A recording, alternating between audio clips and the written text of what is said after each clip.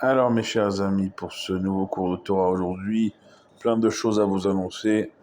Yom Yerushalayim, des Ilulot en pagaille, notamment celle du prophète Shmuel, Shmuel Hanavi. Shmuel Hanavi, c'est sa Ilula ce soir. Je ne sais pas si on réalise ce que c'est Shmuel Hanavi. C'est celui qui a couronné les premiers rois d'Israël, c'est-à-dire Shaoul Amelech et David Amelech. Et donc, en même temps, c'est Yom Yerushalayim. On n'a pas fait Tachanonim à Mincha. Et donc, on est rentré dans la joie. La joie de Yom Yerushalayim. La joie également de Shmuel Hanavi. Excusez-moi, un peu de rangement. Vous voyez les livres de Torah derrière moi, Baruch Hashem. On essaye de, comme on l'a dit hier, de chacun prendre sa responsabilité. C'est-à-dire que les Arbot Torah, dès qu'on peut rajouter dans l'étude de la Torah, il ne faut pas hésiter pour nos frères et sœurs, bien sûr, ici en Eretz Israël. C'est ce qu'on a appris hier soir en direct du cours, c'est terrible. Encore 4 otages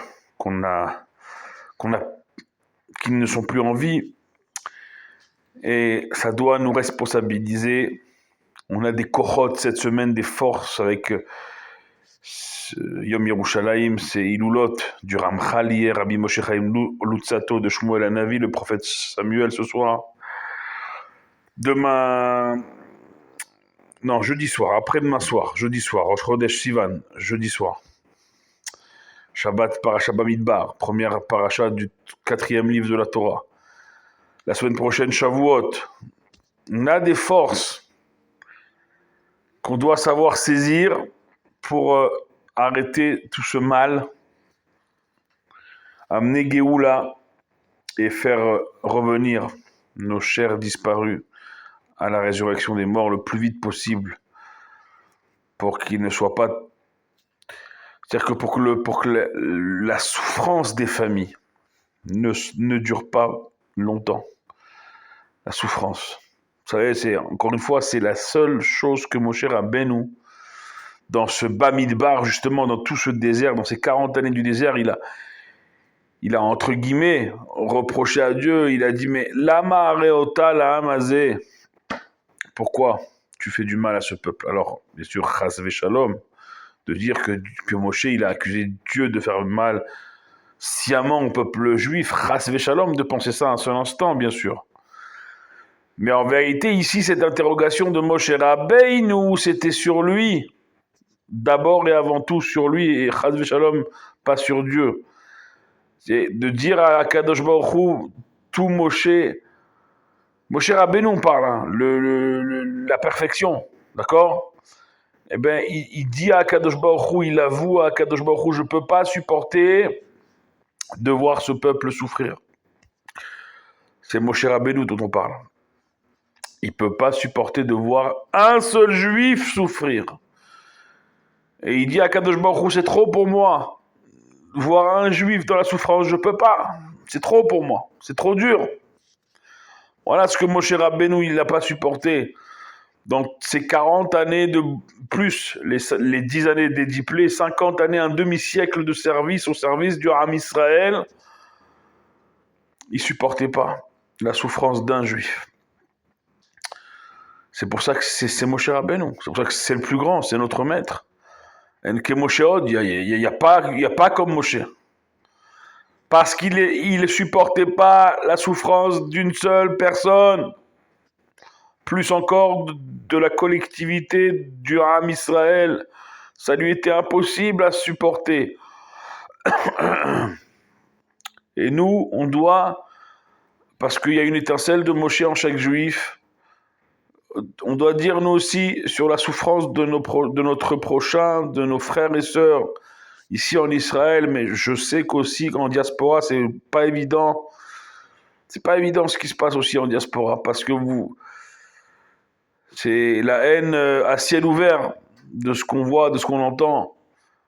Eh bien, on doit être capable, nous aussi, envers un autre juif en Israël, comme là où le juif se trouve, de dire Lama Areota, comme Moshe Rabbeinu. On doit être capable de dire « Je ne supporte pas de voir un juif souffrir ». Je ne supporte pas si on était tous dans ce ressenti insupportable, tel que l'a ressenti Moshe Rabbeinu. Eh bien, Kadosh Baruch Hu, il voit que la souffrance d'autrui, ça nous est herpat, ça nous est important, au point qu'on ne supporte pas de voir un seul juif souffrir. Alors à Kadosh Baruch Hu, tout de suite, il envoie Géoula. Tout de suite, il envoie la délivrance. Tout de suite. Mais encore une fois, aujourd'hui, les fils d'infos, les flux d'actualité, ils passent tellement vite que hier, ça nous a été herpat, ça nous a été important. Et aujourd'hui, est-ce qu'on a pensé... Après, on me dit, à venir, tu sais, on ne peut pas tout le temps vivre, mais Bono Shel Olam, chaque juif, Kol Israël Arevim, c'est basé. On est garant d'un autre juif. Et on ne peut pas savoir de quel juif on est garant.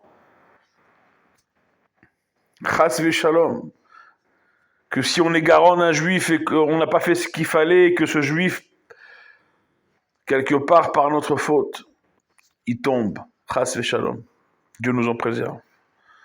Yom Yerushalayim, c'est un jour où on a gagné Yerushalayim avec des grandes pertes également. Avant de dire Arabait Beyadeinu dans le kécher de la radio, de l'armée, avant de dire ça, le Rav Shlomo Goren, il a fait Kaddish d'abord pour tous les soldats qui sont tombés pour libérer Yerushalayim. Une fois qu'il a honoré la mémoire de ceux qui sont tombés pour libérer Arabait, ce mont du temple, cher à notre cœur, à nos âmes.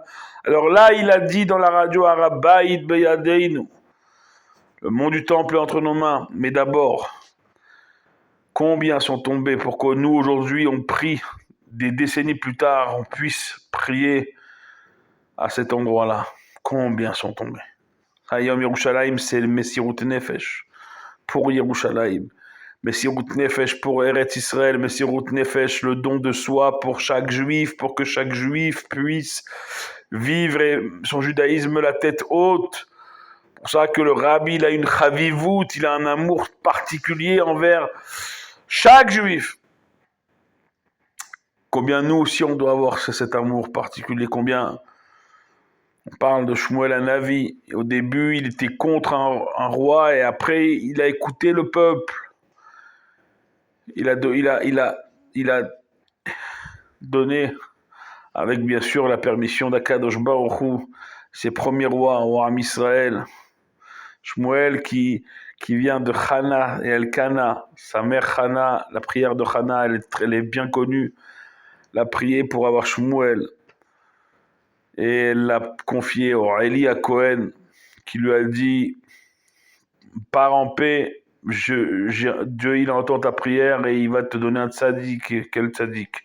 On dit que dans les Télim, qu'on lit le vendredi soir, David Amelech, il dit dans le même verset Moshe ve Aaron bechoanav ou Shmuel bekor Shemo, que Moshe et Aaron dans leur prêtrise et Shmuel, par la simple évocation de son prénom Shmuel, il vaut Moshe et Aaron cumulés. Imaginez-vous qui était Shmuel Hanavi, enterré pas loin d'Yerushalayim, sur les hauteurs, les Harei Yehuda, les montagnes de Judée entourant Yerushalayim.